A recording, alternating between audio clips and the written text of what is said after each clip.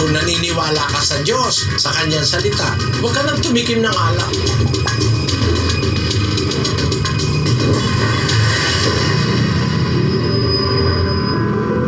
Alam mo ba kapatid ang nagagawa niyang alkohol? Yang alkohol, yan ang dahilan ng mahigit 500,000 taong namatay noong 2013 dahil doon sa tinatawag na mga road accidents na gawa ng alak. Walang mabuting bunga yung matapang na alak no? Basahin natin ito. Deaths caused by alcohol 2013, 554,467. Deaths caused by alcohol in the world, sources and methods. Mahigit na kalahating milyon tao namatay noong 2013 dahil sa alak.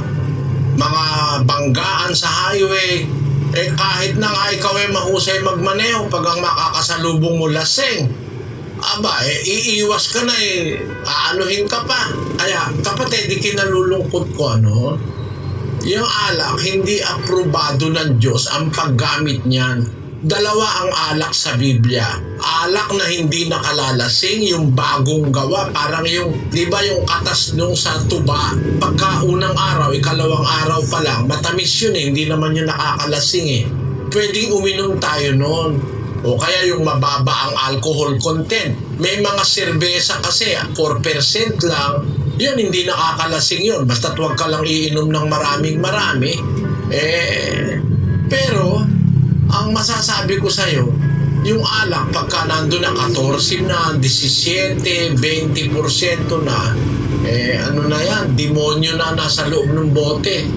Kasi, yung espiritu niyan talagang pampa-aksidente, pampabasag ulo, pampalakas ng loob, pampaalis ng hiya, no? Pag ang tao lasing na, wala nang hiya Kasi nga kahit senador ka pa, kahit presidente ka pa, paglasing ka na, ay naku, para ka na rin lang bagamundo, para ka na rin lang walang karangalan. Alam mo kapatid, ang dapat mong gawin mula ngayon, kung naniniwala ka sa Diyos, sa Kanyang salita, huwag ka nang tumikim ng alak. Kasi ako ganun Nang itigil ko ang alak, isang pagkakataon lang sabi ko sa Diyos, hindi na po ako iinom. Hindi na ako uminom. Isang pagkakataon lang, nang itigil ko ang sigarilyo, tinapon ko yung aking lighter na Zippo. Yung gold-plated kong Zippo, napakamahal nun. Mahigit na 2,000. Tinapon ko doon sa Quezon Bridge dahil naintindihan ko masama pala yung paninigarilyo.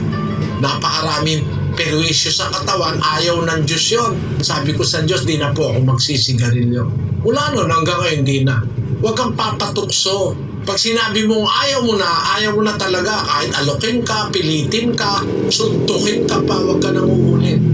Yun ang dapat mong gawin. Kasi kung di mo gagawin ganon, tatawagin ka uli ng tatawagin ng demonyo para isang barkadahan kayong lasenggo.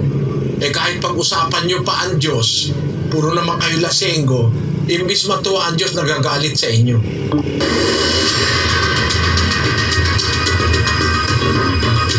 Meron mga masamang epekto yan pagkatapos yung alak.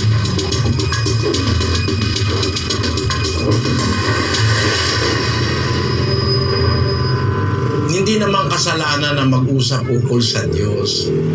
Pero bilang respeto sa Diyos, palagay ko hindi dapat pinag-uusapan ang Diyos under the influence of liquor o sa ilalim ng impluensya ng alak. Kasi alam mo, sa Biblia, ang alak ayon sa salita ng Diyos, doon sa Kawikaan 20, versikulo 1, ang alak ay manunuya, ang matapang na alak ay manggugulo, at sino mang napaliligaw sa kanya ay hindi pantas. yung sinasabi na pag masama pakiramdam ay iinom ng alak. Actually, yung alak na matapang, pinapainom yan sa mga sundalo na nasugatan, yung mga nagdidilirio, yung malapit mamatay, para huwag masyado silang mahirapan sa sakit. Ang alak kasi nakakadalin ng senses, yung mga nerves natin, yung mga nerve ending, naapektuhan ng alak para wag mong maramdaman yung sakit. Kaya nga sabi ng Diyos doon sa 31:6 ng Kawikaan, Bigyan mo ng matapang na inumin siya na handang manaw at ng alak ang mapanglaw na loob. pagka malapit ng mamatay, pinapabigyan ng Diyos ng alak. Doon sa panahon na yun. Kasi nung panahon na yun, wala namang mga pain reliever noon sa panahong nakaraan. Panahon ng mga Israelita, masakit halimbawa yung nararamdaman ng isang tao malapit ng mamatay, para siya ay maginhawaan, pinapainom ng matapang na alak.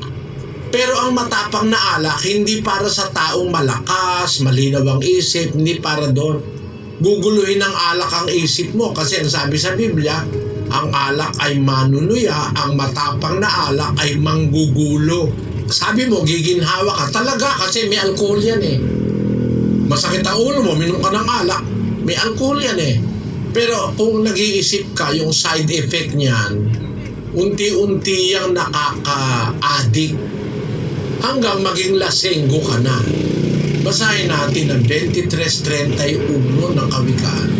Huwag kang tumingin sa alak pagka mapula, pagka nagbibigay ng kanyang kulay sa saro.